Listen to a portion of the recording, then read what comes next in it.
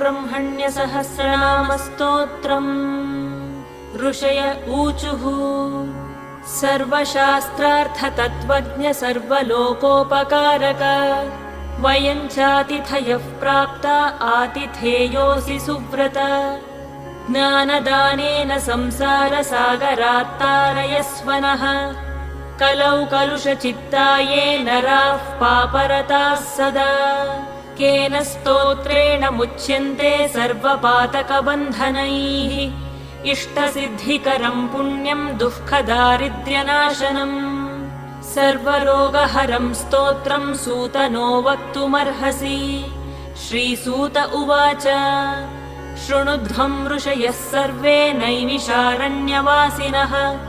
तत्त्वज्ञानतपोनिष्ठाः सर्वशास्त्रविशारदाः। स्वयंभुवा पुरा प्रोक्तं नारद